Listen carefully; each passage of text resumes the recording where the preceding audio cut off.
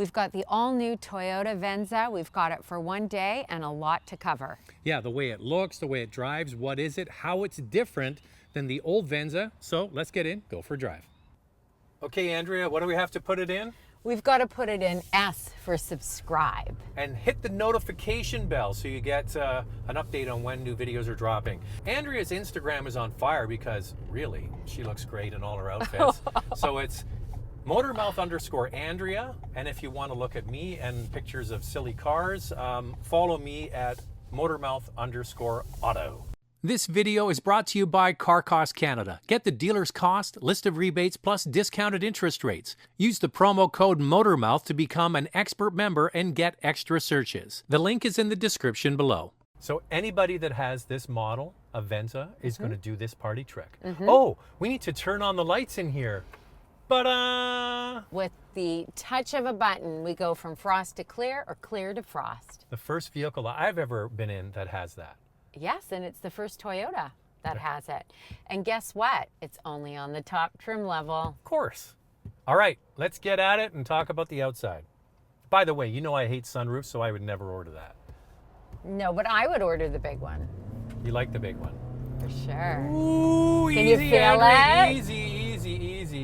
Easy. You got a lot of power here. How much power we got? We got 219 horsepower. Yeah, so it's basically the same setup as the RAV4 Hybrid. That's right. The only difference is this uses a lithium-ion battery, and the regular RAV4 Hybrid doesn't. That's one thing it's different. Yes. Okay, I want to talk about what this is, how it looks, all that kind of stuff. Yeah. Let's talk about how it looks, because I think this is a win for Toyota. It's a huge win. Modern, sophisticated, elegant, fabulous. Are you talking about me? Of course. It's a great looking vehicle. The very first time I saw it, I emailed the PR guy from Toyota Canada and I said, is that a Lexus RX? Is it based on the Lexus RX? And he said, no, it's built on the same platform as the RAV4 and the Highlander, but it's also built on another vehicle. Do you know what it is? Yeah, the Harrier. Yeah, the Harrier is sold in other parts of the world, most notably Japan. And the very first Lexus RX was built on a Harrier platform, and then they separated. Now they brought it back for Venza. And it does have a Lexus vibe to it, don't you think? Especially the front grille. I think this looks better than a Lexus. Yeah. I think the design of this is 10 out of 10. I like the LED headlamp treatment. Oh. And the back, I think, is very sexy, almost Range Rover Velar looking. Yes, and that thin LED piece at the back, wow. Yeah, it looks great. So sharp. And the curves. I tried to capture the curves, Andrea. Yes, I think you did there. And I tried to capture the back end. Yeah, the your best, favorite part. My favorite part. And the way that the curves go around the light bar you mentioned and the bumper looks particularly good on it. You know what I like? I like the 19-inch wheels, which comes on this top trim, the Limited and the XLE. Base model gets the 18-inch wheels, but I actually think it makes a really big difference. Huge difference. Wheels are massively important. Now, the old Venza was not a hit in the United States. No. It was a hit in Canada. I know, a really big hit.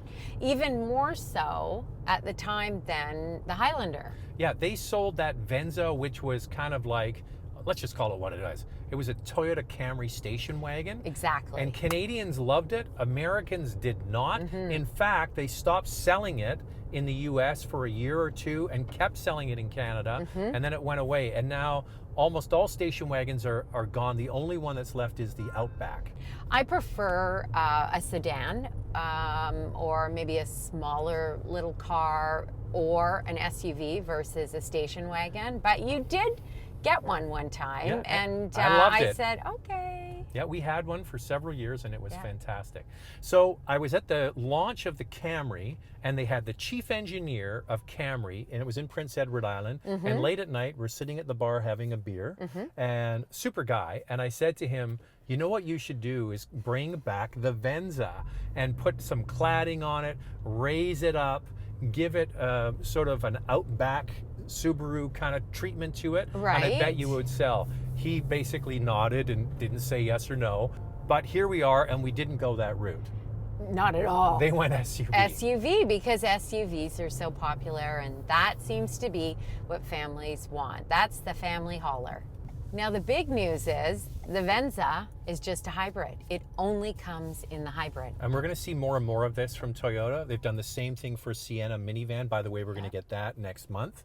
And this is a theme we're going to see from Toyota over the next little while, is hybrid only. They have an ambitious target of having every vehicle electrified in some way, whether hybrid, plug-in, or maybe full battery in their whole lineup by 2025. And this is a 2021. Yeah. So that's just 4 years. Yeah, So that's their plan. They want to keep up with the technology, and they want to move forward on all of that. Okay. You've driven the RAV4 Hybrid. Yes. You've driven the RAV4 Prime, the plug-in, which is actually still more expensive than this. And then you've driven this. Yeah, and the Highlander. And the Highlander, and the Highlander Hybrid. Yeah. Of all of them, which one do you like to drive the best? Not the way it looks, to drive the best. Okay, so they're all slightly different, of course. There's, in my opinion, a big difference between the RAV4 Hybrid and this. This is definitely a smoother ride. I would compare it more to the Highlander Hybrid. Feels like that. You're sitting up higher, obviously, in this and the Highlander compared to the RAV4. But the RAV4 isn't as smooth. No. So, okay, what about RAV4 Prime, the plug-in, versus this? Still, this is much smoother. This is an easier ride. Yeah, but Andrew, we were driving up a mountain. We were driving up a mountain, but this is quieter cabin-wise compared to the RAV4 for sure. All right, Andrea, time for a coffee break. Time now for questions, coffee, and cars. Your questions from Instagram. Okay, wow, the rear rail light looks awesome. Is it a full LED illuminated like the Porsche Macan? Yes. It is, and it really does look fantastic. The best look of the car is the back end. Best look. Okay, next question. Is it bigger than the RAV4? Yes. It is bigger than the RAV4 by about 5.5 inches, but it's the same width. Everybody wants those few inches extra, right? Apparently. Here's the thing about the length. The wheelbase is exactly the same. The width is exactly the same. So the seat room is roughly the same. Yep. Where they added it is the cargo area. So they basically just stretched out the back of the car. That's right. But the RAV4 actually has more cargo space. Because they have the sloping rear window, that steals cargo space. So it's a bit of a push. This is more stylish. That one's more functional. That's right. So make sure you follow along at motormouth_Andrea. We put the questions out every week. Now, we like the outside. We love the outside. What do you think of the inside? So the inside has a weird design to it. It's nothing like the RAV4, and it's nothing like the Highlander. So that's where I'm confused. I don't like the design choices here when it comes to functionality. I think the materials are first rate. Yes. It's beautifully put together. Yes. I mean, Toyota has got a next level up interior in this car. Yes. It's just the design choices. First and foremost for me, what do you think about that power button? Like, could they make it more awkward? This power button looks like it was added, they got at the 11th hour. Oh my God, we got to put a power button. Where are we going to put it? We'll stick it there. Yeah. And then you've got the controls here for the, the hybrid system, which then takes up that whole center tray. I know. Is now useless, really. I know. And why didn't they put that on those buttons on the side of the shifter? There's plenty of room on either side of the shifter. Yes, and it would make more sense. It wouldn't be as awkward as these are. Try and put your hand on those. So you're talking about the heat and the ventilation. This one has Yes. ventilated seats. That's the top Both. model. I guess they're right there. You could just do it like that. I don't get it. Okay, now here's the next level of complexity, the choices that they made. So you've got real buttons there. You've got real switches for the EV settings, as we pointed out. But then all of the HVAC and menu system for the large screen are all touch sensitive. Yep. And you know what? Lincoln did this, Cadillac did this, and they failed miserably. And you know what they did? They got rid of them all. Yep, because people want buttons, or they want a dial, or they want a combination of both. Look at that. No volume knob. Nope. There's no volume knob. No. Like, come on. Well, we've done this before. You got to learn from people's mistakes. Honda made a huge mistake, and they put the volume knob back. Yeah. I feel like I'm ranting. I think like I like Jerry Seinfeld. What's the deal with no volume knob? Well, you kind of are, but that's okay. You're allowed to do that. You're reviewing cars. Yeah. But let's talk about some of the positives here. On the XLE trim and on this Limited, you get the big screen, the 12.3 inch. I love it. You go from 8 inches, Andrea, which is sizable, to 12.3. Now that's big. And it has all the different functionality. You can put different things on the screen. I'm not sure it makes it more functional, but it certainly is a bit of a wow factor along with this. Look, Andrea. Yes. Frosted. Now clear. I know. All Only right. on the top trim. Oh, I think some of this brushed. Wood look, yeah. I don't love it. I like it. You like it. Yeah, I think it I looks don't good. love it. I think here, this is what I think. The exterior looks very modern. The interior doesn't. Well, one thing I will say is I noticed something very small. I put my arm on the armrest and I'm like, that is softer than usual. I like that. That's a little bit more cushion. This is not leather, by the way. These are what are called Softex or faux leather seats. I'm okay with that. They're going to look good for years down the road. And it's a really nice material. Toyota does an excellent job with that. Base model, cloth seats. Yes, and the price reflects that. I mean, the LE is $38,500 I was going to say, let's get to the price. yeah. $38,500 in Canada. for the base model, much in and the US? $32,470 for the US. You get the 18-inch alloy wheels, you get the leather-wrapped steering wheel, you get the 8-inch screen. Android Auto and Apple Carplay all Standard on come all of them, standard, yeah. yes. But you also get the power liftgate on the LE. All right, what's the next one up? I think that's the sweet spot, right? Yeah, so the XLE is $44,500, $36,000 in the US. You get a 9-speaker audio system. You get the 19-inch wheels, the projector LED headlamps. As we talked about, the 12.3-inch screen, touch control panel, navigation, hands-free power liftgate.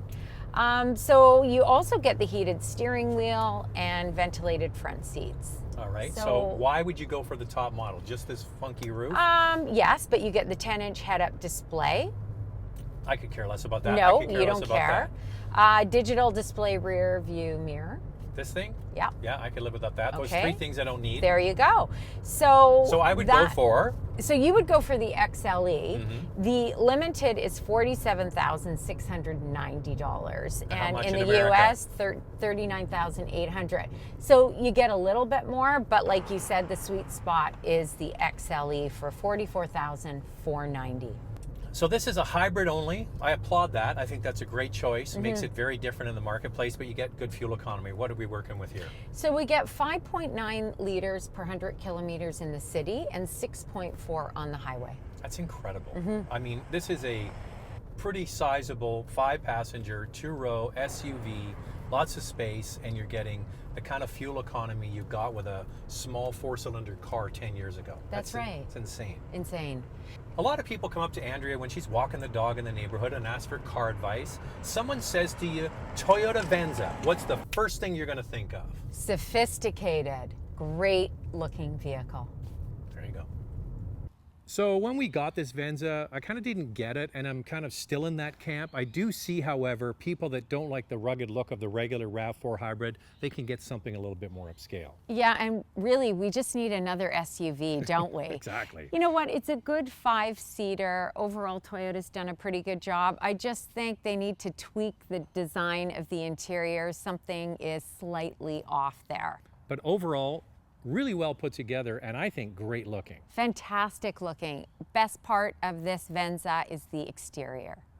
This video is brought to you by Car Cost Canada. Get the dealer's cost, list of rebates, plus discounted interest rates. Use the promo code MOTORMOUTH to become an expert member and get extra searches. The link is in the description below.